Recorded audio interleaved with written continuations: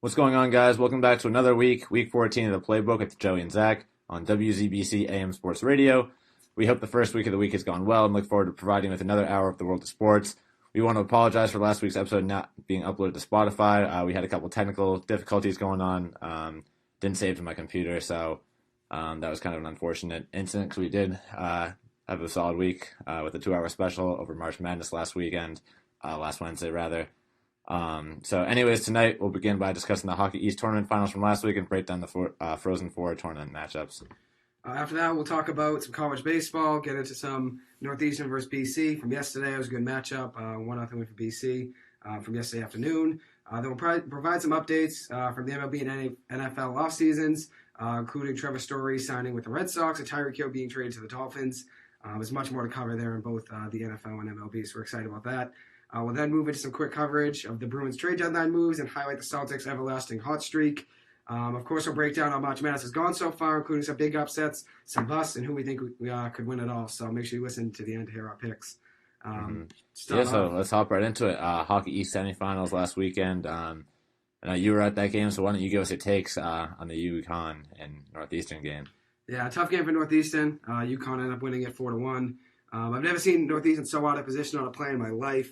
Ryan Werber, I think how you pronounce it was Werberg or something like that. I forget. It was a tough name to pronounce, so I'm sorry if I butchered it. But Werberg ended up dangling Julian Kislin, a defenseman on Northeastern, who's one of the most sound defensemen I've ever seen play. I mean, Jordan Harris is the most sound one on Northeastern, but this guy just plays defense, doesn't try to get in too much on offense. Very sound defenseman, as I said, and he got absolutely dangled, and then Devin Levi goes straight flat in his stomach and gets dangled as well. I've never seen him so out of position either in my life. So when that happened, it was 2-1. Then that goal, he got dangled, 3-1, and the momentum kind of shifted. A positive was Aiden McDonough's snipe. He had a goal in the first period after UConn scored. About 3 minutes later, he had a power play goal, which was huge. Gunnar Wagon had the assist, Jordan Harris as well. Let's go. Northeastern kind of kept it close for a little bit to the third period. When UConn kind of just took away, they dangled on that goal, made it 3-1. Then they had another one with 4, 5, 6 minutes left to go, whatever it was, to make it 4-1. So the energy was down. McDonough actually scored again with like 45 seconds to go. Then they took it away and said we were offside. So what can you do? I mean, you can't win them all. Northeastern, they said it was offside, so wouldn't have made a big difference. I mean, it would have been 4-2 rather than 4-1. So it's not like we would have won the game, but tough to lose a game 4-1. But I mean, there's a positive though. They still made it into the tournament. Northeastern, UMass Lowell, and UMass Amherst all made it in from the Hockey East. So good showing there, 3 teams. But then UMass Lowell played UMass Amherst 3-1. UMass Amherst won. It was 2-0 UMass after the first period. UMass Lowell battled back in the second period, scored the only goal in the period. So it was 2-1 after 2. And then UMass scored with how many minutes to go? I think it was in the third period, probably 5, 6 minutes in. Made it 3-1. Then after that, it was kind of it. But Matt Cross had a goal from UMass Lowell, so it was a positive for them, 3-1. They couldn't get any closer, really, which was tough. Trevino scored a goal for UMass. He's a Hobie Baker top 10 candidate. He had a goal, the second goal for UMass to make it a 2-0 game. And then the finals. So I did have Northeastern winning it over UMass Amherst. So had Northeastern beat UConn, might have had the opportunity, but yeah, you never know. Overtime game. It was agonizing a Northeastern fan since Northeastern needed UMass. Needed 2 of these 3 teams to win. We needed the UMass to beat UConn, Minnesota State to beat Bemidji State, or Quinnipiac to beat Harvard. Of course, all 3 games going to overtime, because why wouldn't they? Northeastern ended up, luckily, getting in. Minnesota State ended up pulling away in overtime, luckily, which I'll explain that whole situation in a few. But 2-1, UMass beat UConn in overtime. Vladislav, first off, had a goal for UConn, got them hot pretty early, 2 minutes into the second period. That was the only goal, actually, the first 22 minutes of the game, which was interesting since both teams are strong offensively, getting shots on goal. He also had a goal versus Northeastern, too, so he was a talented player. But Trevino responded, made it 1-1 after 2 periods. Then it went to overtime. Aaron Bollinger from UMass Amherst had a big goal, had the assist from Trevino to give him a 2-1 win over overtime, in overtime. So there you go. UMass won the Hockey East. Tough for Northeastern, but still luckily made it in. It'll be interesting to see the Frozen Four still got tournament. a shot at the Natty, so it's all that matters. I mean, The Frozen Four tournament. So end of the day, you want to win your Hockey East championship, but I'd rather have a chance at the Natty. So yeah, I mean, season's both. not over. Both. I wish we could have got both, but regardless, I'll take it. We still made it in. 4 local teams, actually, 5 make that. Quinnipiac also made it in. 5 local teams made it to the tournament. Minnesota State versus Harvard is tomorrow at 12 noon. Denver's playing UMass Lowell tomorrow night at 9 p.m. Western Michigan, number 3 team in the country, is taking on Northeastern on Friday at 12 at the DCU Center in Worcester. And then Michigan's taking on my second team, AIC, Friday at 3. So there you go. Got some solid matchups there. I'll give a few quick picks, some insight into the Northeastern AIC game. UMass Lowell and Harvard also have tougher matchups versus Denver and Minnesota State, two strong teams. I got Denver actually going to the finals, so we'll see how that goes. But anyway, so Western Michigan has the leading goal scorer in college hockey. I've mentioned his name many times, Ethan Frank, 26 goals in the season. Aiden McDonough is right behind him with 24, tied in second. Everyone in Western Michigan can score. They have 4 guys with over 30 or 35 points, which is nuts. Ronnie Added has the 3rd most points on the team with 36, 13 goals, 23 assists. And then Drew Warren has actually the most points, 35 assists, which is nuts. The 9 goals to make 44 points. But they got 4 guys over 30 points. So obviously Northeastern has to be ready for scoring. Crazy, yeah. They got to start hot right away, get a goal in the net, start the game. I think AIC is a similar matchup for them. They got to start right away versus Michigan, score the first goal, get some momentum, and play up in the game rather than playing down. Because I think Northeastern now has been struggling with playing down in games. Like in that UConn game, playing down, that was tough for them. Playing down against BC in that Friday night game at the end of the regular season. They need to be – I mean, they can come back from behind. Not saying they can't, but I think they play a lot better when they have a goal lead to start the game. Anyways, junior goalie from Western Michigan, Brandon Bussey's got a 91% save percentage. He allows 2.6 goals against per average per game. So Northeastern definitely can score some goals. I'm not too worried about that. The problem with Western Michigan is they can give up 3 goals a game but still score 5 and win. So it's definitely going to be a big contest for Northeastern, try to figure things out early. Hopefully everyone's in position. That's something obviously we've struggled with. I'm thinking players I can highlight. I think McDonough's got to have a great game. Colangelo, we need points out of. We need another snipe on him. I think he has the best shot. Besides McDonough, I don't know, 2 of the best ones I've seen in the past few years of college hockey. So having them on the same team is nuts. But that power play line of Harris, McDonough, Fontaine, Jack Hughes, and Colangelo, my favorite line in hockey maybe ever. I mean, I loved the Sakura Stevens and Gaudette line back in 2017, but this line is my favorite one by far. I don't know. It's just something about them. When they're out there, you just know something good's going to happen. A goal's going to happen at some point. So those guys are just highlighted, though. We need a gun away and at least an assist. That power play line's got to score if we get a power play. That's going to be vital. Is a big goal on the power play. Moving on, I'll give my quick prediction. Actually, I got Northeastern winning the game. It'll be a good one. Northeastern are going to have to score goals realistically because Western Michigan scores about 3 or 4 a game. They're in between. I think they average 3.5 a game. So Northeastern's going to have to score goals. I'm going to take Northeastern 4-3. I think it'll be a close game. I think Northeastern takes it. I'll be there hopefully on Friday. Hopefully Mark Walsh as well. Hopefully we can both get out there. It'll be a good game. Yeah, that'd be sick. What do you think about that game? You can give a quick prediction. Northeastern, Western Michigan. Goals. What do you think? I mean, Western Michigan's hot. Northeastern came off a big regular season win and they had a tough loss against UConn last week, as you said. But I see them bouncing back. I mean, as you've been talking about all year, they got a ton of talent. And I'm picking them just for you as well. I'm going to go Northeastern 3-2 over Western Michigan. I'll take it. Let's see a big upset going on. Worcester, too. So there should definitely be a home crowd for Northeastern. Definitely. Hopefully. So you can only should give them the energy boost they need. I mean, it's just one game, too. And hockey, anything goes when it's just one game. So Definitely. It's really anyone's tournament now. So why not Northeastern? Yeah. Give me them, 3-2. They're going to score, though. That's probably 4 guys over 30 points, as I said. And so obviously Northeastern's going to have to, I mean, Northeastern can score, too. You got guys like Colangelo, Gunnar Fontaine. Gunnar Wagon. Your boys you've been talking about all year, so. Yeah. And I'm a big fan. fan. They can hang offensively with anyone, really. I think they can score. I think the second line's going to be big. I think Yakov Novak's going to have a big goal. Right now I'm going to take McDonough with a goal, Gunnar Wagon, Colangelo. Yeah, McDonough, too. Should have mentioned him. Hopefully Yakov. Maybe Ritzkovian. I'm a big Ritzkovian guy, freshman phenom.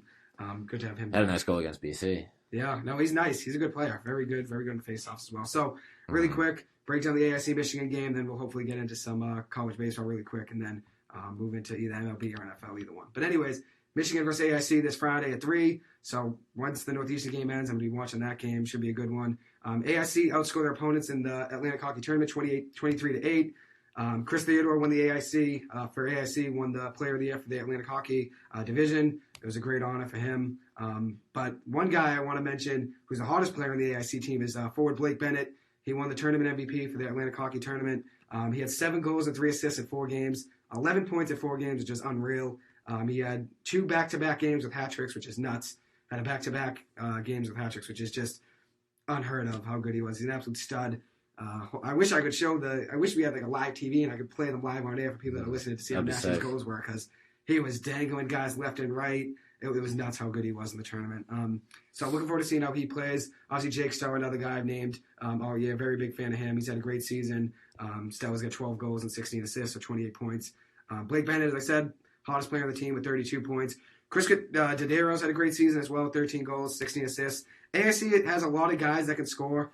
They have 6 guys with over 28 points, so they can kind of come at you in different ways. So hopefully they start out hot, get some goals going right away. I think that's going to be a big part of their chance to win was scoring, the first or second goal. Same thing with Harvard. I think they're going to have to score a big goal against Minnesota State to stay hot. Obviously, they beat Quinnipiac, so it's a good feat in its own. Obviously, you're coming into the tournament confident, winning, the ECHC.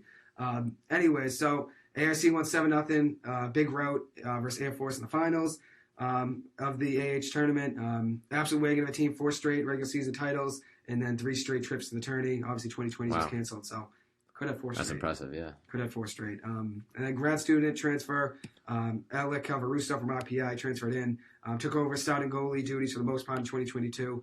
He's had a great second half of the season for AIC. He saved 72 of the 80 shots he faced in the tournament, with a 90% save percentage, that is. He's got a 91% save percentage overall in the year, 10-4 record. And then last thing, Michigan, number 1 overall seed in the tournament. 3rd in NCAA in goals per game with 3.9 behind AIC. AIC is actually 8th. AIC is behind them, with 3.5. So they both can score goals. Tough draw for AIC, though, but I'm confident in them. Michigan's coming in 29-9-1 on the year. They just beat Minnesota to win the Big Ten tournament 4-3. Their fast team can score a ton. Matty Beniers, a guy everyone's probably heard of, sophomore forward from Hingham. He's a Hobie Baker top 10 candidate. The second pick of the 2021 NHL draft to Seattle last year, the Kraken. So great play, 19 goals, 22 assists on the year, 41 points. And then Brendan Brisson has 19 goals and 18 assists. Another sophomore can do it all. They have 5 guys with over 30 points. It's kind of ridiculous that they can have 5 guys with over 30 points, considering how many goals they score a game. You think maybe they'd spread it around, it'd be like 10 guys, with 20 points rather than 30. But it's interesting, how many points a team can score, especially a team, the Big Ten. It's a good division, a lot of good teams in there. So Eric Portillo is the goalie for Michigan, sophomore. So another sophomore in the team that's been a stud. Has had a great season, 29 wins, 2 goals a game, a little bit more than 2 goals a game allowed, and a 93 save percentage. So it'll be a big test for AIC. I think I got AIC winning that game 4-3 also. So I got 2 4-3 games. They're gonna have to score a lot of goals in order to keep up. So see how that goes. Northeastern's got the toughest regional, actually. They got Denver. I get Denver over them. I get Northeastern over Denver, in the finals. But Northeast does have a tough road there, having to play either UMass or UMass is playing. Can't even remember off the top of my head. UMass. Who are they playing? I wrote it down somewhere here. In the tournament? Yeah. Minnesota. Minnesota. Okay, yes. Yeah, Minnesota. There it is, yeah. Getting confused with how much I have here. Minnesota. So a lot of games to remember. Tough match there. Yeah, it is. Too many. Tough match there for Northeastern, because they're going to either have to play Minnesota or UMass. Both really good teams. And obviously they draw Western Michigan, the 3rd seed overall. So it'll be a tough road for them. Really quick, Northeastern needed actually 3 of those teams. 2 of those teams I mentioned earlier to win. Of course, Harvard beats Quinnipiac. Naturally, UMass versus UConn goes into overtime. UMass thankfully wins. Minnesota State actually scores a goal, wins the game. 30 minutes later, the players are celebrating. They probably got champagne. Everyone's got their pads off. They're in the locker room. Fans went home. The officials went home. The league calls in to the game and says that goal doesn't count because the goalie on Bemidji State, his stick, dislodged the net a little bit, and the puck went just right under the crease, just right under the corner of the net. And so that goal ended up coming back. They had to replay overtime. I was telling Mark Walsh, if they end up going back to this overtime and we end up losing on them, I'd be really mad because Northeastern, you have to get into the tournament. It's a top 16 teams pair-wise, but there are spots taken away by teams that win their tournament. So Northeastern needed it. Luckily, Minnesota State came out with the win, thankfully. And then, obviously, Northeastern made it in, so I can't complain. But I get AIC in the Pennsylvania Regional. I get Denver in the Colorado Regional, Northeastern in the Worcester one, and then Minnesota State in the Albany. I get Northeastern over at Denver. So we'll update you next week, hopefully with more. But looking forward to that. Yeah, it should be a good tournament. So yeah, do you want to hop into college baseball? Give your takes Real on quick, yeah, BC Northeastern before we move absolutely. into MLB and NFL. Yeah, absolutely. It was a good game yesterday. I actually popped out. BC Northeastern. Me and my friend Christian went. My father also went. It was a good game to see. Northeastern ended up having a pitcher's duel with BC. It wasn't how it was supposed to be advertised since BC was coming in. Their two last games gave up 18 and 18 runs against Virginia, so 36 runs in 2 games, which is nuts. So it wasn't supposed to be a pitcher's duel. It ended up being one. BC ended up winning 1-0. Max Geek started for BC Junior, went 3 innings, only gave 2 hits, had 3 strikeouts, no walks. There was actually only 3 walks in the game. Northeastern had 2, and then BC had 1. So Wow, quick that's game, impressive. move fast.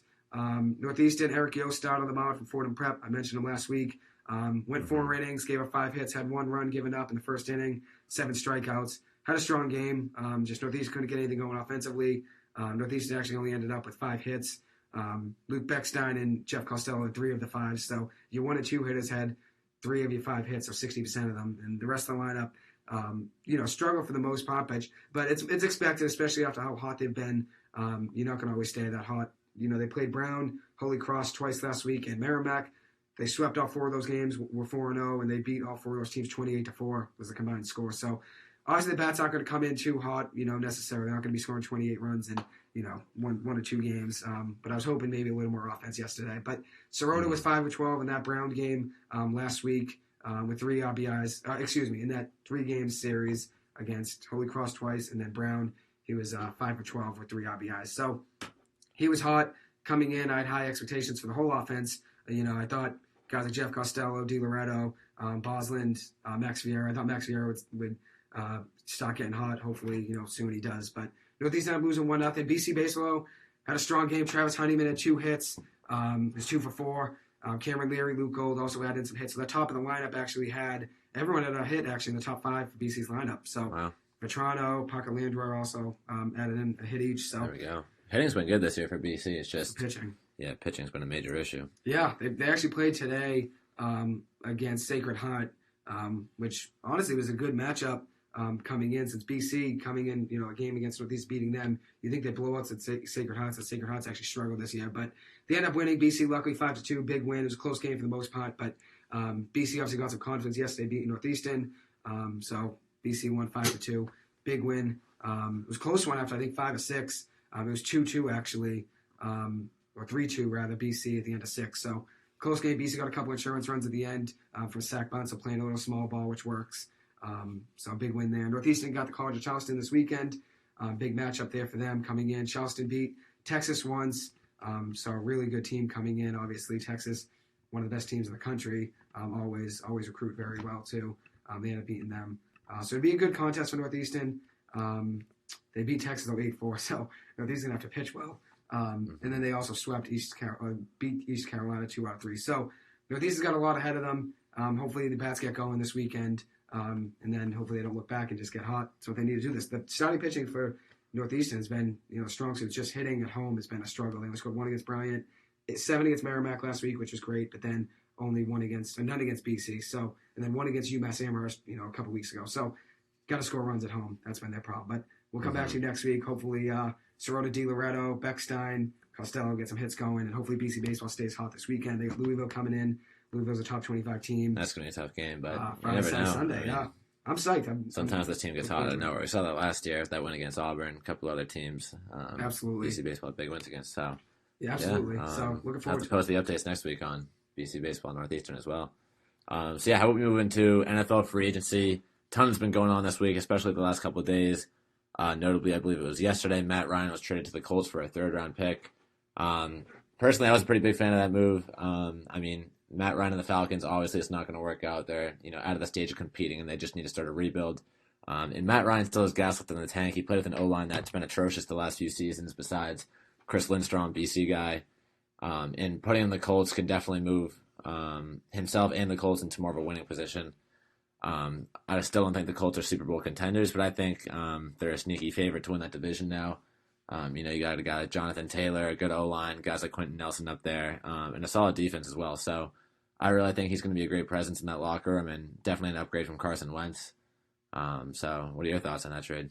I'm a big fan of it. I actually think this makes them an AFC contender. I see them going to the AFC Championship game. They have a great running back, as you said, Jonathan Taylor. Great defense, too. Solid defense. Super Bowl defense there. You know a lot about that defense, that D-line. I'm a big fan of their depth chart. They have a lot of good players in it. Darius Leonard, just in one. But they got a good team, though. Definitely quarterback's been something they've been missing over the last few years. Phillip Rivers was all right with them, and then Wentz really struggled at the end of that last season. They got to beat Jacksonville, and they lost. So yeah, they had a chance to make the playoffs, right? Yeah, they lost to Jacksonville right at the end of the season. Yeah, that was awful. Winning in, and they lost, unfortunately. But they only gave a third-round pick, so I think that's a steal, especially since they got 2/3 for Wentz. So I think it's a great deal for them. I see them going to the AFC Championship. Maybe a bold prediction, but I think they're going to be a really good team. They definitely got a shot at it. Top 5 team in the league. If Matt Ryan can play up to what I think he can with an offensive line, they got a great offensive line. Something I forgot to mention. They have a top 3 offensive line each of the last 5 years. So and that defense, that division too, it's lost its competitiveness the last couple of seasons. Jacksonville. Tennessee, Jacksonville. Even Tennessee last year, they didn't really wow me. And then, Jacksonville and Houston are nowhere close to contending right now. So Tennessee will be their only competition, really. But it's just them versus the Titans, and that's it for the division, really. Jacksonville and Houston, rather. That's 4 wins right there. Should be for the Colts. Probably 4 wins also for. Those teams are nowhere close, especially Deshaun Watson. The Texans without Deshaun Watson or anything now. But that was a solid trade for them. We'll get to that in a few. Yeah, Davis Mills, though. I like Davis Mills. I think he's a good quarterback. General Mills, me and Mike Hurley call him the guru. But I think they're an AFC championship contender. I think they can make it there. That does leave Atlanta with the largest dead cap hit in NFL history, actually. $40 million in dead cap in 2022 for Atlanta, which is nuts. They chewed a lot of that money in order to try to make that trade happen. Only giving up a third, obviously, but part of only getting a third was chewing a lot of that money. So maybe they trade up now, Atlanta, with the Giants for Malik Willis. I hope that happens if they want to jump Carolina. If Carolina wanted to take a quarterback, I'd be a big fan of it. They can take Malik Willis all day. Yeah, I'm a fan of Malik Willis. I think he's the best quarterback in the draft right now. No one else has really impressed me. A guy like Kenny Pickett, I think he's all right. I think his floor is high, but his ceiling is also low. I just see him as one of those kind of guys. Yeah, what you're going to get out of him. Absolutely. Yeah, Matt Ryan, though, with that cap hit, $48 million was supposed to be his cap hit this year. In order for them to trade him, you had to chew, I thought, at least $30 million. They chewed 40 of it. So, which is interesting. Still got a third-round pick back, which is pretty good. But we'll see how that works. I think it's a great deal for the Colts, though. We'll have to look forward to. Matt Ryan just needs an offensive line. I think he's still going to have a great season. I see him throwing he's still a great quarterback. It was only 5 years ago he was the MVP of the league, and he still kept up solid numbers despite not having much talent around him at all and zero offensive line. So definitely excited to see what he can do with a solid team around him. Absolutely. And then Tyreek Hill, big trade to the Dolphins today. Oh, yeah, that was crazy. Chiefs didn't want to pay him the contract extension he wanted, so he ended up getting traded to the Dolphins for the 49ers first-round pick, which the Dolphins owned in a trade last year for this season. They also got the 2022 second-round pick of the Dolphins, 50 overall. They got 2 fourths and a sixth-rounder. Tyreek Hill also got paid. I think it was 4 years, 130, or 4 years, 120. 4 years, 120, yep. That was ridiculous. 72.2 guaranteed, which is interesting that he got his payday, which Devontae Adams also got his payday after the trade, so I guess that's just a thing now. But I think it's a good trade, though, for Miami. I think it's a good trade for both sides, kind of. I think Miami did give up a lot, but if Tua were to be able to play up to the expectations I had for him out of college, I don't think he's going to be top 5 quarterback in the league. But if he can just be serviceable enough with how good that offense is with Waddle and Hill now, who knows what they can do. They're going to be able to throw downfield better than any team. If Tua could just air it out, you got the 2 fast receivers in the league. Just send it. Yeah, it's a deadly combo right there, him and Waddle, especially as Waddle begins to develop a little bit more. We start to see his usage go up compared to last year. But yeah, I'm a fan of the trade for both sides. Dolphins, I was questioning the fact a little bit, just the size of the contract they gave to Tyreek Hill, the 4 years, $120 million. That's a ton, making Tyreek Hill the highest paid receiver in the league, even ahead of Devontae Adams now, which is nuts. I think Tyreek Hill's a great receiver, but I don't think he deserves to be the highest paid in the NFL, especially when Devontae just got that massive contract. I forget what the exact numbers in that were, but that was only a week ago, too. 5 for 140. I think he got 28, and then he's getting 30 now, Hill, so I was getting a little more. He's getting 2 more a year. Yeah, but I definitely like the way that improves that Miami offense. They've really been struggling in the passing game the last couple of years, but part of that's on Tua, but part of that's also a lack of receiver depth. So I definitely think Tyreek Hill will help him out. Pairing him with Waddle is going to be something special to see. So, obviously, as a Pats fan, a little nervous for that. Those 2 guys coming at us, but we'll see what happens. Still, all depends on Tua's development and everything.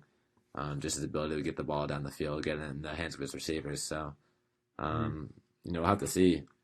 Yeah. I think depending on how Tua plays, is going to show whether this was a good or bad trade for the Dolphins. I understand why they did it, though. I understand why both teams did it. The Chiefs obviously didn't want to pay him. They couldn't pay him. They were paying, Chris Jones, Patrick Mahomes, Chris Jones, Travis Kelce, Juju. I mean, they've been paying the guys a lot of money. Frank Clark got his, contract restructured. They have too many pieces that they had to sign. That offensive line for the Patriots. What's his name? Shaq Mason. Oh, no. Shaq Mason. No, they signed a guy from the Patriots, an offensive lineman. Yeah, I know who you're talking about. A year ago. He's going to a second year with the Chiefs. But Like either way, though, I got to get that. It's in my head now, and I can't get it. But either way, they've been paying guys a ton of money. Joe Tooney, there you go. Joe Tooney, they paid last, I think, $16 a year, somewhere around there. So they had to pay, obviously, heavily for all other pieces on the team, and maybe they saw Tyreek Hill as the most expendable one. They also got a lot back. I mean, for a team that realistically wasn't going to have much to do in the draft except maybe fill a couple holes, now they have 5 draft picks, 3 this year. Got the Dolphins first and second this year. Obviously the Niners first it is, but yeah, I mean they can go out and get some weapons with that. Absolutely. First and a second this year. That's dangerous. So can definitely fill the talent holes that they have, especially on the defensive side too. They could use a couple extra guys. We're looking into making a lot of defensive free agent signings this year. Haven't really seen too many out of them, but definitely a couple of gaps they can always fill. Just depth in general too. So yeah, my uncle said the Dolphins have scary receivers that they can keep Tua alive. I agree. Offensive line's been an issue. I know they just signed Teron Armstead from the Saints. If he stays healthy, great tackle. Hopefully protect his blind side. I think he'd probably be right tackle on that offense. Either way, hopefully he can protect Tua, give him some time to throw. Mike Hurley actually chimed in, said that he thinks Tyreek Hill's better than Devontae. So it's an interesting take there too. I mean, hey, I think top 3 though, Kupp, Ty Hill, and then also Devontae Adams. I think I'd probably go Adams. I'd probably go Adams, Ty Hill, Kupp. Yeah, I might go Adams. I'd rather have Tyreek on my team than Kupp. Interesting though, Still love to have any of them. I take Hill. I mean, I think they're both great players. Hill, if you need a speed guy, I think he's a more home run hitter, obviously, and Devontae Adams too. Obviously having Mahomes and Aaron Rodgers throwing to that kind of helps them. So definitely might be a different offense than him getting the ball from Tua, and then obviously Derek Carr throwing the ball to Devontae. Which Devontae, it's another trade we got to talk about. Traded to the Raiders for first and second rounder, 22 and 53 overall. I think it was 53. So 22nd overall and 53rd pick overall were traded to Green Bay for Devontae Adams. He ended up getting paid $5 for $140, which is $28 a year, 5 years, $140 million. So got his payday. I'd say he's the best receiver, but it's definitely close between him and Hill and Kupp. Depends on what you need, though. All 3 are very different receivers. They're all great. Depends on what you need. Yeah, I think he'll be a pretty seamless fit in that Raiders offense. They could definitely use a wide receiver 1 right now, next to Hunter Renfrow, who had a solid year last year, but they definitely need another guy that Carr can throw to. We saw how close they got to making the playoffs last season, that crazy game against the Chargers in OT. They're definitely right on the cusp of being a team like that, so I think this is a great trade for them. Giving up your first and second round picks, obviously it's a lot to give up. Again, the best receiver in the league in return. You locked him up for 5 years. He's getting, I don't know how old he is. How old is he, like 30? Devontae Adams is 29. Okay. By year 4 and 5 of his contract, maybe he won't be the same player he is now, but, for 2 or 3 years of the best receiver in the NFL, assuming he can stay healthy, I definitely think that's worth it for a team that is in desperate need of, some offensive firepower. We see the Broncos loading up, getting Russell Wilson. Actually, we didn't talk about that either yet. The Chargers. Maybe we did last week. But our recording was, as we said, deleted. So, now? I guess that's for Spotify now, all of it. Like the Chargers signing guys on defense, Khalil Mack and J.C. Jackson, and then Chiefs as well. You got to compete with all those guys somehow. There's loads of talent in that division now. It's the best division in all of the NFL right now. It's looking like so. Definitely a good move for the Raiders to re-up and get a receiver like that. And I also like that move for the Packers too.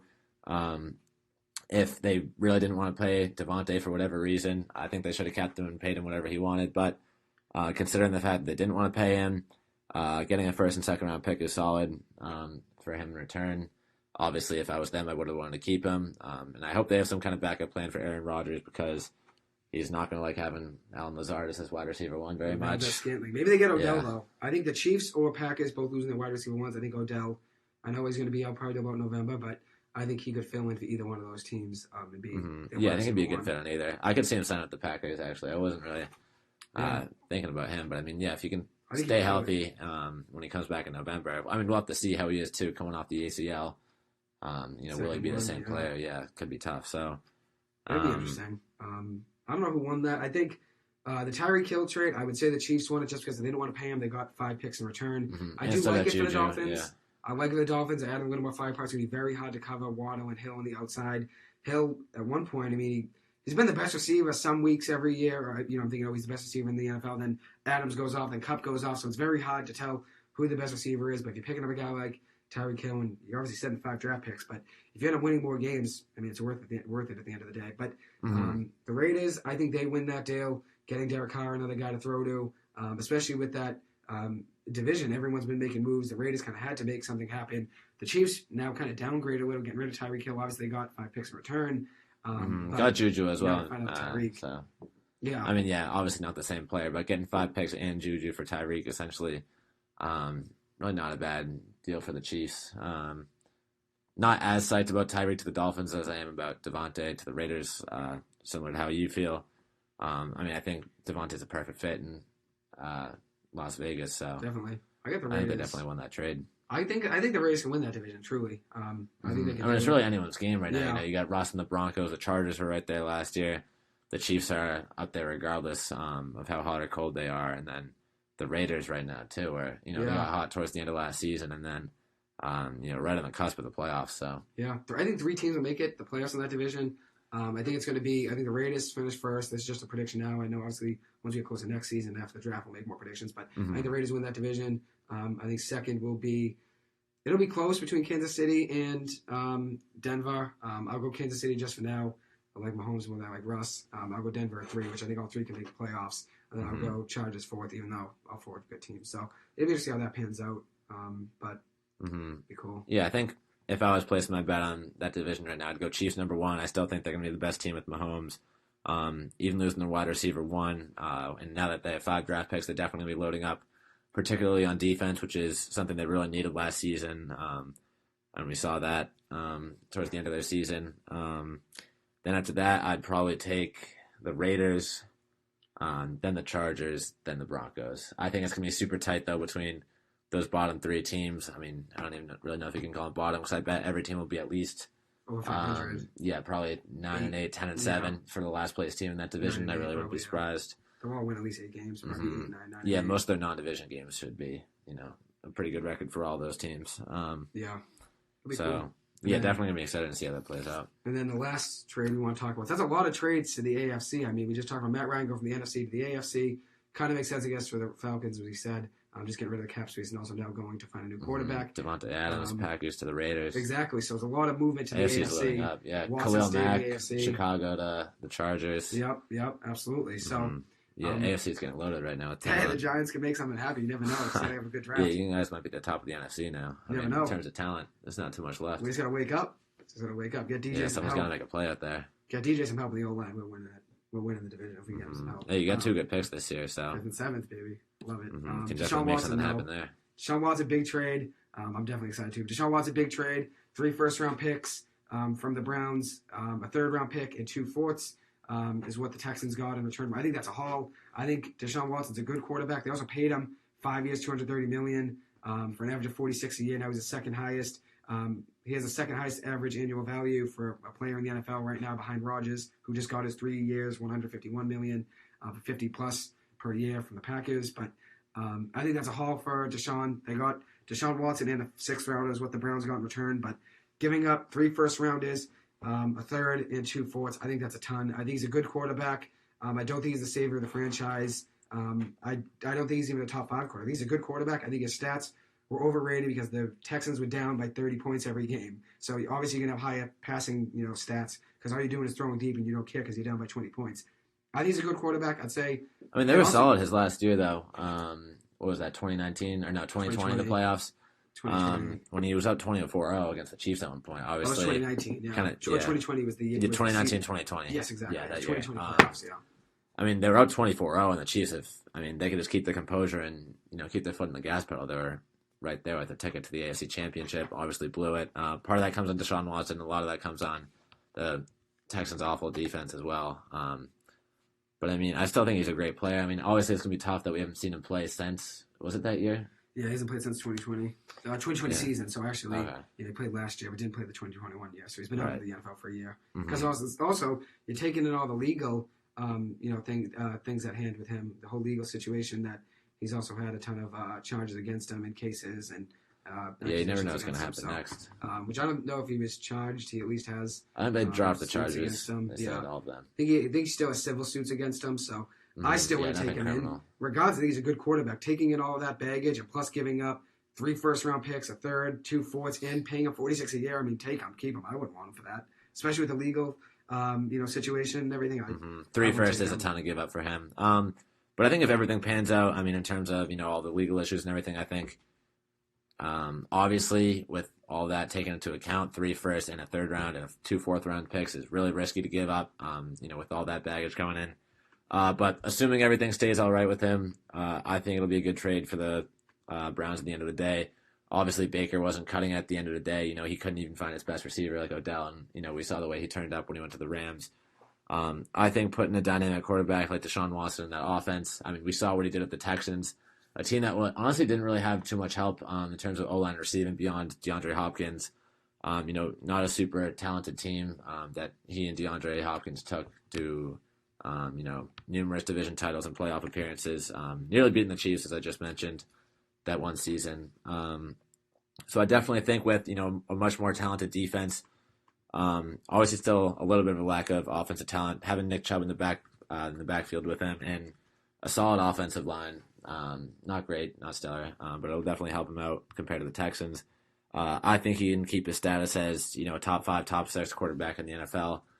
So I think this can definitely pay off for the Browns. And, I mean, that division right now is kind of open. We'll have to see what happens with the Bengals this year. I think they're still going to win the division, but I think Cleveland could become a close second and be, a wild card in the AFC. Really? I got the Ravens still winning that division. I'm very confident in Lamar. Hopefully comes back healthy this year. But I think... Yeah, I mean, if the Ravens can stay healthy, too, they're right there as well. I see what you're saying. I'm going to actually take the Texans winning that. I think the Texans win it by a mile, especially since they didn't play with Deshaun Watson here. And Davis Mills showed some... I think it's a great trade. Great for both sides. I think Texans getting that many picks. Deshaun Watson, I don't think he's worth that many picks. I don't think he's even worth $46 million. I know quarterbacks are getting heavily overpaid nowadays, but he's getting, more than $2 million, almost per game, which is nuts. Over $2 million per game, which is crazy. 2.5, whatever it is. But it's what you got to pay these days to get talent like that. I don't think it's close. I think the Texans win this trade by miles. I think Deshaun's not going to be the savior team. I know Baker wasn't great. I don't think he doesn't have any receivers, but he was great. He had DeAndre Hopkins, who was a top 3 receiver in the NFL at the time. He was throwing him. Brandon Cooks, he made pretty good in 2020 as well. But he's going to have no receivers now with Landry being a free agent. Obviously, Odell being gone. He has no one to throw to. I see the Browns being 9-8 again. I don't see them being as great of a team as most. I know a lot of people at ESPN are thinking, Browns are going to be unreal. They got Deshaun Watson, all this and that. But I'd have them going 11-6. I mean, they can look at 2 wins against the Steelers. Probably split with the Ravens. Probably split with the Bengals. I mean, they have the firepower to win games, especially with that defense too. That can keep that team in any games anyway. I mean, we kind of saw it this year. Like when that defense is on, they can play with anyone. Obviously, they had a lot of offensive struggles. But, I mean, that's the hope that Deshaun Watson can fix that. So, obviously, it's a ton to give up. And if he can stay out of legal trouble and, they can figure everything out with this offense and surround him with a couple weapons, maybe get a couple free agent receivers, which they definitely need, then, I mean, they can be a solid team and a solid contender for the AFC. Definitely. So, we'll see how that goes. So, Zach's got both teams kind of winning. I got the Texans winning. We'll see how it works out. One last thing, Leonard Fournette re-signed yesterday with the Bucs, went back for 3 years, $21 million. So Brady's got the whole offense basically back. Almost on at the Patriots, actually. I saw. He had practice with them the other day, and then reports coming out that Bill Belichick was interested and wanted to bring him on the team. So I thought that was a done deal, just about seeing that report. But yeah, kind of a surprise. I was at this morning. Can't remember. Whenever it was, the report came out. Yeah, seeing Brady, that he signed with them. He wants to go back to Brady. I understand it. Makes sense. Best chance for him to win a Super Bowl right now is with Tom Brady and that loaded offense. So that team's not going anywhere. The Bucs. But that's what he wants to do. So everyone's back. So we'll see how that goes. Obviously, Godwin's back too. They got everyone there. So we'll see how that goes. Everyone's back. Moving on to MLB free agency and the start of spring training. The Red Sox are 5-1 currently in spring training. They look strong. Lost today their first game, but have looked strong so far. Trevor Story actually just signed Yesterday, 6 years, $140 million to be Boston's second baseman, or at least that's what he should be, I'd imagine. I think Xander obviously has 1 year left on his deal. If Xander were to leave, obviously Trevor Story becomes a shortstop for the future next year, but I think Xander probably stays around, probably pay him, who knows. But Story will be the second baseman for the Red Sox this year, I'd imagine. He's never played any position but shortstop, so second base, I mean, it's not too hard to learn, but it's definitely something you got to get reps in. When you're used to being around the other side of the infield, you got to learn how to turn two from the other side now, playing second base. So it'll be interesting how that goes. He's a two-time NL All-Star. He had 251 with 24 home runs last year for the Rockies. He also missed 20 games. So hopefully he keeps his injuries down because obviously we know Bogarts gets hurt. Guys on the Red Sox, JD's had his injuries. Guys on the Red Sox have struggled to stay healthy. Chris Sale. So hopefully he stays healthy. But I like the move. You're bringing in another bat that can hit home runs. Probably going to hit fifth in the lineup, fourth in the lineup. Could even be third. Who knows? Probably 3 through 5. He'll probably be somewhere around there. But it'll be interesting to see how that works out. I'm a big fan. What do you think of it? Definitely a big fan of the trade, as you said. 24 homers and 75 RBIs for the Rockies last season.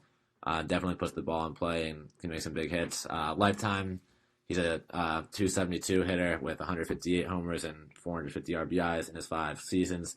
Definitely going to bolster the offense a little bit, help us out with some hitting.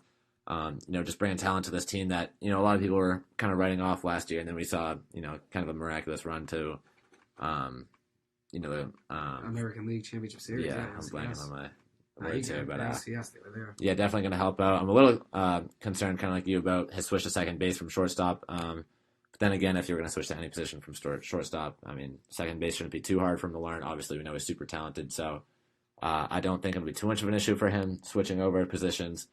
But definitely excited, his defensive presence as well in the infield, definitely going to help us out in there. So I'm definitely a big fan of the signing. I think in terms of money right now, considering that we'll probably let JD walk next year, we should have the cap to re-sign Bogarts as well. And I think that should be priority A1 for the team. And yeah, I can't really complain with the trade at all. Obviously excited for the season. Yeah, it was a good one. So it's one thing, probably the biggest move, at least for Boston sports in the past week. Definitely. But also, obviously, the Celtics have been playing well. The Bruins have been playing well. We'll get into both of those really quickly after this. So we're going to have to get some speed rounds in. We got March Madness to cover as well. Might be another 8:05. We started 7:05, so I guess we'll go to 8:05. Anyways, Trevor Story, as we said, to the Red Sox. Freddie Freeman signed a 6-year, $162 million deal, $27 per year to the Dodgers. The Braves traded for Matt Olson from Oakland, gave him an 8-year extension for $168 million. Signaled the end of Freeman's time for the Dodgers. Carlos Correa just signed with the Twins, 3 years, $105 million. I know the Astros got back in the sweepstakes. The Yankees were a little bit involved. The Red Sox were a little involved at one point. I know they weren't really too serious of a contender there, but the Yankees and Astros definitely wanted him. He ended up going to the Twins getting 30-plus a year. Nick Castellanos signed with the Phillies, 5 years, $100 million. Great signing for the Phillies, getting another power bat in that lineup with Bryce Harper. Adobel Herrera is actually going to be out for the first 4 to 6 weeks of the season, so that opens up an outfield spot right away for Castellanos. Great pickup for them. And then one last thing I think the MLB, I've talked about this before, but they need a salary floor. You got the Dodgers payroll right now at $273 million, and the Orioles is at $31 million. Yeah, that's ridiculous. That's $242 million is the difference between those two payrolls. That's just unfair. That's absurd. Unfair. Yeah, it doesn't even make the league competitive at all. Not at all. No. I mean, wouldn't be opposed to that at all. Yeah, they got to get a salary floor, but obviously now the 5-year collective bargaining agreement was signed 2 or 3 weeks ago now, so that's not going to be a thing for the next 5 years, unfortunately. But they just actually got back now today or yesterday. They announced that they're going to go back to a guy on second base at the start of the top of the 10th inning for extra innings now this year, which I'm not a fan of that at all. Not a big fan of that at all either. They're back to it for some reason, but it's all good. Makes it way more exciting. I mean, stretches out the game way more, when you don't have the guy in second, but it just makes it more exciting. It feels like a real inning still. But, when they put a guy in second, it just feels like they're trying to get the game over with in a way. Absolutely, yeah. So we'll see how it works out there, though. But I'm not a big fan of the start of, the extra innings with the guy on second base. I know it takes away from a pitching perspective. I mean, it feels like you're already down in the game, unfortunately. I'm not a fan of that. But I know some people are, because offensively, obviously, it adds a little bit to the game. So I understand it from that perspective, too. But I know if I was pitching, I wouldn't want a guy on second base. But that's just coming from, a player's perspective rather than a fan's. We'll jump into the Bruins. They just traded a defenseman, Hampus Lindholm, from the Anaheim Ducks. He's got 5 goals and 17 assists on the year in 61 games. They gave him an 8-year, $52 million extension. He's supposed to be a free agent after the season, but he credited Boston being a winning culture, and he feels like he can win a championship here is the reason why he signed his extension. Anaheim got John Moore, Urho. I may mess his name up. Me and my crew were talking about it. I was trying to get it down here, but it's a tough name to pronounce. Vakanainen. So I'm sorry if I pronounce it wrong. Tough name to pronounce. But I'm pretty sure that's right. Yeah, as I said, I don't know too much about the prospects like Mike Hurley does, so I went to him. Dan actually knows it. Dan said it to me. He was like, "Oh, you give up him." Vakanainen. There we go. I got it down, baby. Tough name to pronounce, though. Unless you got, I know I can't do that. The syllables there written out for you. But Urho Vakanainen, a first-round pick in 2022, a second-round pick in 2023, and then also a second-round pick in 2024. So gave a good amount for him, but he comes in. Obviously, the Bruins needed defense. We talked about this before. They had to make a move, and they clearly did. So I'm happy with the move. Did give up a ton. Vakanainen and more, obviously prospects, and then also giving up three draft picks. It's a good haul for Anaheim, but they're in a little bit of a rebuild, it seems like, since they traded Josh Manson last week too. So good move for both sides. Definitely excited for the Bruins. We really needed defensive guys. We didn't have. It was really just kind of McAvoy out there, and then he should be a great pairing alongside McAvoy. I'm really excited to see Lindholm play. Should be a good fit within the system. The Bruins lineup. Patrice Bergeron was talking about today how he thinks he's going to be a great fit for the lineup. Thinks he's a great culture fit in the Bruins organization as well. Definitely excited to see him go out there and play. One of the better defensemen in the NHL. And for a team like the Ducks that was rebuilding as well. It was a good move for them, just getting a first round pick in a couple seconds. And then actually the day after, Lindholm agreed to an 8-year contract with the Bruins. It was worth $52 million overall, giving an average annual value of $6.5 million per year. One of his main reasons for sticking with the Bruins was because he believes they have a championship caliber team, and he knows that he fits in well with this team, and he wants to win a championship here and stay in Boston for a while. So definitely excited about that. Love hearing that, especially after we give that much that we have him locked up. And McAvoy too. Now we have both of them moving forward in the future. Those are two great defensive pieces, and we can really win a championship with the two of them. I've talked about on the podcast all year how worried I am for the Bruins' defensive, defense and their depth and everything. But he definitely bolsters this, and I really think this team is in an even better position to contend for a Stanley Cup right now. Absolutely, yeah. It'll be interesting to see how it works out. The Bruins do have the Lightning tomorrow. If they were to win, they would leapfrog them from the Wild card to second in the division. I know Mike Curran and my sister Bureaus are going. Hope you guys have fun with the game. Good luck to the Bruins. Should be a good one. But it'll be interesting to see how it works out there. It'll be McAvoy and Lindholm as the first defensive pairing, so pretty solid right there. The Bruins also did make another trade. They traded former 2015 first-round pick Zach Senyshyn to Ottawa. He actually grew up in Ottawa, so hopefully maybe it'll revive his career. For Senators defenseman Josh Brown, he's a free agent at the end of the year. The Bruins need to address, obviously, the defense, like we were saying, pick up another guy coming in. It's more of a defensive, a tough guy. So he's coming in, likes to make hits. Got into some fights, I was reading, in his 165 NHL games. He's totaled 11 fights, including 3 this season. So he definitely brings in some toughness that the Bruins might need, which they might have been lacking now over the past couple of years. He's 6'5". We can definitely use a guy like that. Definitely. Sean Thornton type. Been missing a guy like that. Head a guy into the boards. Why not? 6'5". Yeah. He won't help too much on the offense. He's got no goals and 6 assists through 46 games. But, hey, you get some fights, maybe get some energy through it. Could be a good pickup for the Bruins. And also gave Senyshyn. I was high on him at one point, 2015 first rounder, but clearly it didn't work out here in Boston. And then forward Jake DeBrusk, who originally wanted out of Boston, signed a 2-year, $8 million extension with the Bruins, average annual value of $4 million. He was going into his final year of his 2-year contract that he signed November 2020. I thought the Bruins were going to trade him, giving him a 2-year extension. I thought maybe it'd be easy to move him since the team would know I'm not only getting, I'm not getting just 20 games of him. So interesting. But the Bruins are 12-2-1 in their last 15. Currently stands 7th really hot. The Eastern Conference. The Rangers are actually 4th with 85 points, so the Bruins can catch up pretty easily just winning some games. 7th to 4th, you can jump with just, 1 win. So it'd be interesting to see how the Bruins play everything and how it works out. But excited to see that play out. Mike Hurley said they could have had Barzal in 2015. I know he's not a big Senyshyn guy. Mike Hurley's also a fan of the guy at second base, which I know Trevor Story. I'm not, but he likes Trevor Story, but he likes the second base start of extra innings, just for runs. But just get his takes. And Celtics, let's hear. Yeah, let's move into the Celtics. So they've continued their hot streak. They've been really impressive for the last few weeks. They've moved to 45-28 on the season, 9-1 in their last 10 games. They've been incredible. They've been playing really hard, really good defense. Shooting has been really good. Ball movement, they've been playing perfect. A lot of people are calling them the best team in the league right now. Absolutely love what I've been seeing the last few weeks. Actually, a win tonight would put them tied for the second place in the Eastern Conference with the Bucks. They've really accelerated up the standings for the last few weeks. Coming from the last time we were complaining with the Celtics, we were probably like an 8 or 9 seed around then. We were considered to be a play-in team at that point. So obviously, love the way we've been playing the last few weeks. Celtics are playing the Jazz tonight at home. They're up 28-13 right now. Looking at the box score for the Celtics, Jason Tatum leads the way. Actually, Jaylen Brown with 13 points. Tatum with 9 points, 3 for 3 from three-point range. He's been really hot the last few weeks. Same can be said for Jaylen Brown. Rob Williams has been spectacular on the defensive end the last few weeks. I think he's one of the most underrated defensive players in the league. He definitely doesn't get the attention he deserves as one of the best interior defenders and shot blockers in the league. This season alone, over the last 10 games, he's been averaging 2.2 blocks per game and then 2.3 over the season.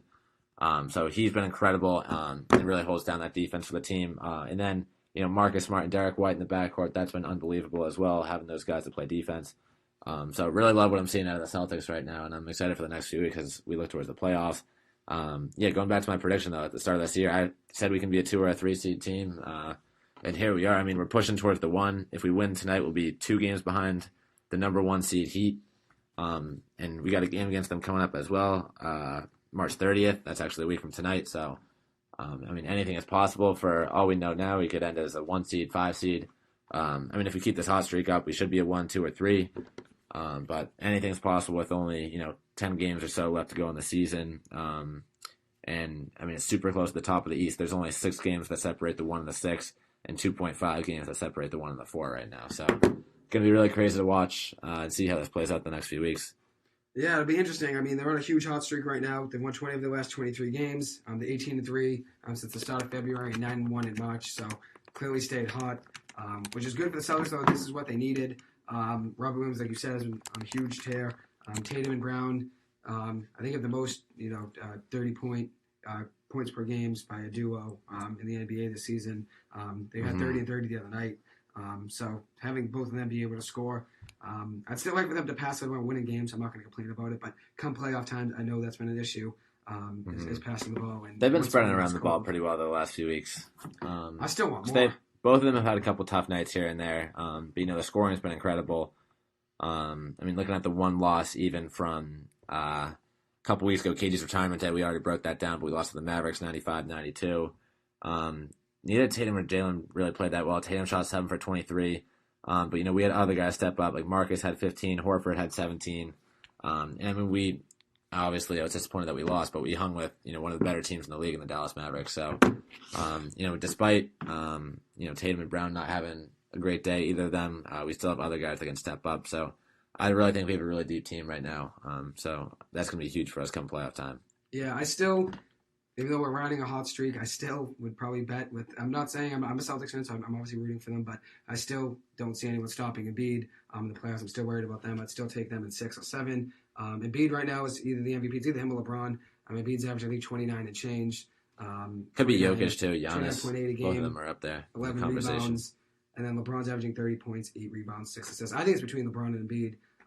But right now, I think Embiid's probably the MVP in my eyes, although LeBron's right there. He's very close. I would take Embiid, probably Embiid, LeBron, Giannis, Jokic right now. Yeah, I'd probably go with those top 2, LeBron at 2. So I'd probably go Embiid, LeBron, Giannis, and Jokic, then Giannis. So I'd switch 3 and 4, but pretty close. Okay. They're all interchangeable regardless. But I do like I still would take the 6s, I'd imagine, at 6 or 7 on themselves. But, obviously things can change. I'm still rooting for them, but I just think the 6s in a playoff series beating them 4 times might be tough. But we'll see how it works out. Now let's get into a March Madness speed round for the next 5 minutes. Been a crazy 2 rounds last weekend that we saw. A ton of upsets. Kentucky, Iowa, I had both those in my Final Four. Obviously frustrating. But I still at the same time I also still have Arizona and Duke, my final 2 in at least. With all the craziness that's going on, I can't complain about that. A couple of big upsets as well. Actually, one that I called, Auburn losing in the second round. Although I had them losing to USC in the second round instead of Miami. That was one of my big things last week. Unfortunately, I didn't save.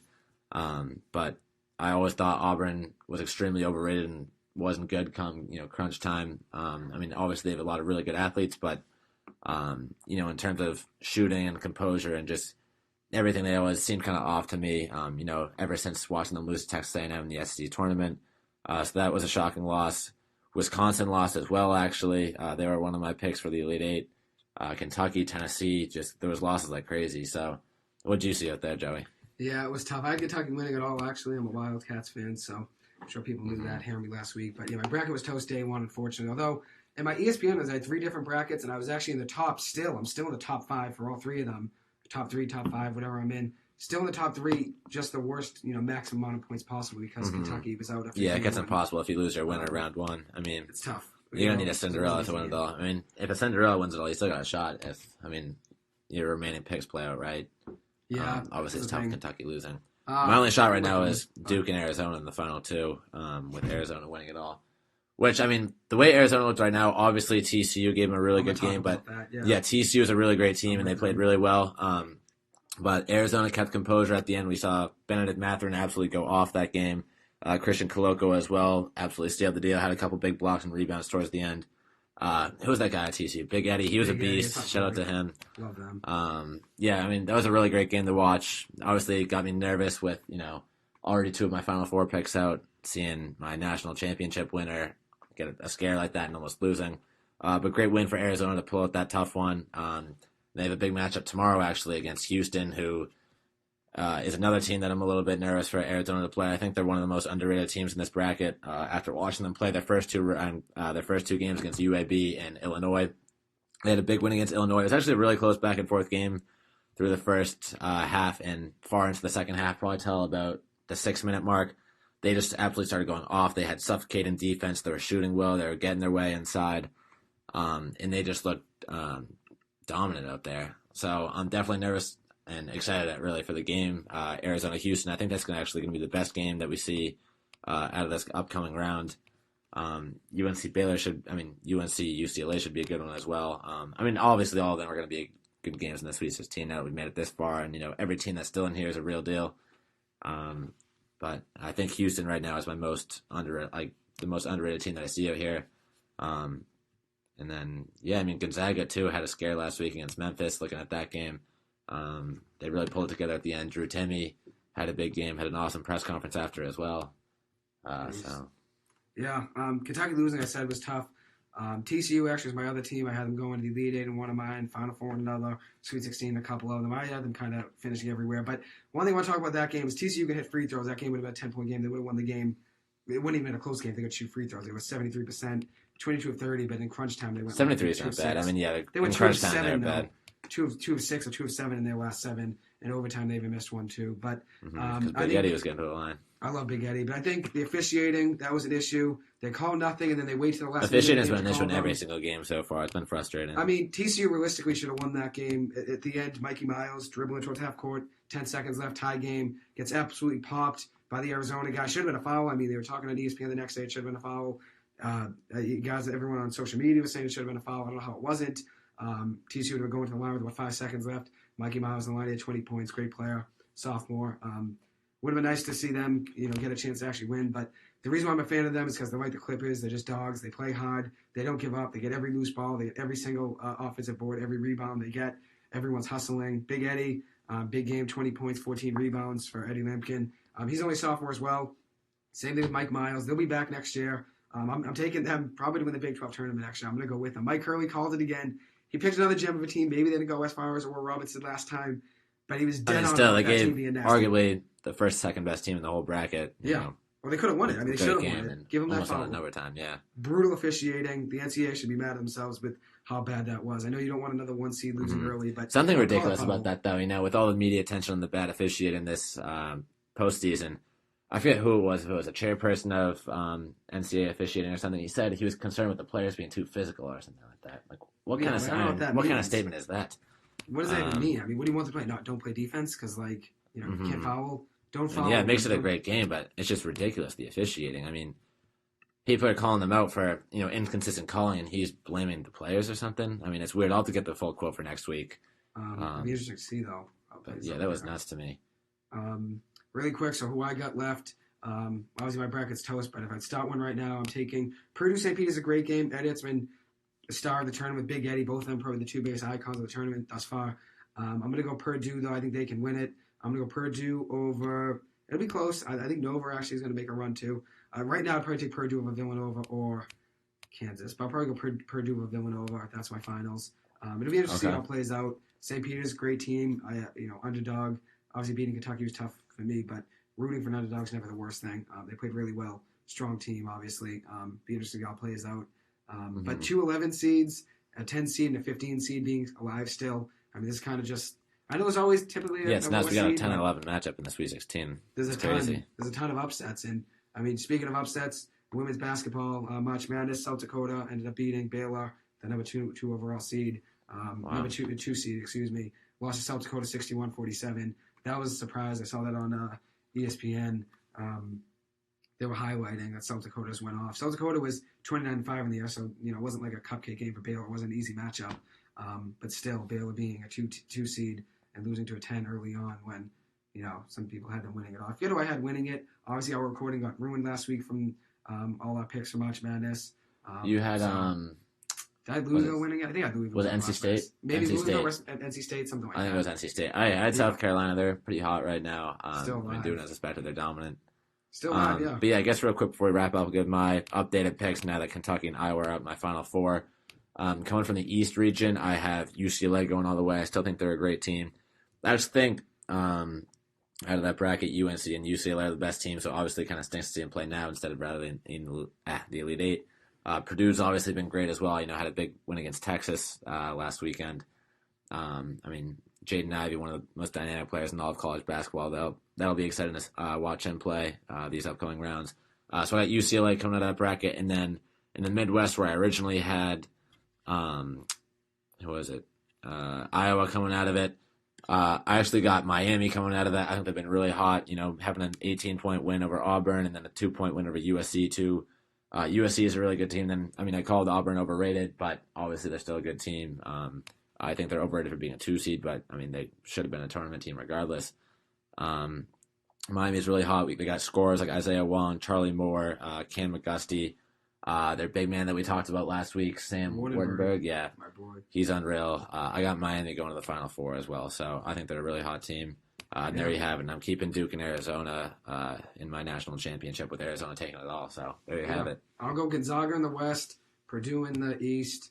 I'll go Villanova in the South, and I will go Kansas, I guess, in the Midwest. I'm a little unsure about that because I wasn't really a big fan of Providence, but now they've won 2 games. I actually had South Dakota State beating Providence. It was a close 2 game, smaller teams, though, Richmond and right Providence. But then again, Richmond played great against Iowa last week, so, maybe that was a big win, maybe it wasn't. Either way, 28 points against a tournament team in the round of 32 is still impressive. So it'll be interesting to see how that plays out. And then women's March Madness, going to go with, I don't know, I like UConn, actually a 2 seed. The only team really from around here that's still alive. But I still have my 2 teams, NC State and Louisville, still alive. So we'll see how that plays out. NC State's got Notre Dame on Saturday, 11:30 a.m. And then Louisville's got Tennessee on March 26th, Saturday at 4 p.m. So see how that works out. I know Iowa State. Yeah, I'm sticking with my South Carolina pick on that one. Yeah, you got 2 picks there. We both got solid teams in the women's one. I wish actually that was where I bet for the my brackets because my men's one didn't really work out. But I know Mike Curry likes Iowa State, so that'll be a good matchup. Iowa State versus Miami. Obviously, Brock's a beast on Iowa State. We'll see how that works out. But I'm excited though. If I was betting right now, I'm probably going Purdue. But UNC's not a so team many talented teams out there. Yeah, they're really good. They're really hot right now. I got them beating UCLA. It'll be a good game. They've been really hot right now. You saw RJ Davis, who was him last week from White Plains, New York. That's near a couple of our friends. Went to the Fordham Preps rival high school. He was a beast last week, scoring, I forget if it was high 20s or 30 points or something. He was unconscious. Caleb Love as well had a slower game. Fouled out, I believe, towards the end of the game. I think that was him. UNC still played great, taking down Baylor. That was an unreal game. I'm really excited. Sweet 16 games start tomorrow, Thursday and Friday, and then the Elite Eight will be Saturday and Sunday, so we can't wait for that. Yeah, absolutely. Give a few quick shout-outs. Shout-out Steven, Auntie Lisa, the whole O'Malley family, the Keefs, the Loftus family. Shout-out Unc, my family, my friends, Mark Walsh, Roskies, Thank you guys for listening. The Sports Guru, Mike Curley, always giving us his opinions. I appreciate it. Same thing with my uncle texting me in. I appreciate that. Means a ton. Big game for Northeastern, roll skis. Had to get that in. But one last thing, as I've done on the last 2 episodes, our thoughts and prayers are still with the Ukraine. Hopefully things there start getting better, as I said last week. I can't imagine what they're going through. So our thoughts and prayers are with them. And it's just been a crazy situation. Obviously, we love talking sports. There's a lot more going on in the world than sports. And obviously we have to give our attention to that. So hopefully things get better there soon. And then one quick shout out. My sister Erin's birthday today. Happy birthday, Erin. Hey, happy birthday. You're the best. Big Josh Allen fan, big Mahomes fan, big Rodgers fan. So 3 quarterbacks right there. You can tell what her favorite position is, quarterback in football. Clearly. Anyways, shout out, though, Erin, though. Happy birthday. Hope it's a good one. Love doing fantasy football with you. No one else I love doing it more with. We'll win it next year. Let's go. Let's go. We're going at it next year. We're taking it. All right, thank you guys Yeah, for with listening. that, thanks guys for listening. We'll see you next week. We'll be back next week, Wednesday, March 30th at 7 o'clock. So thank you guys. Have a good one.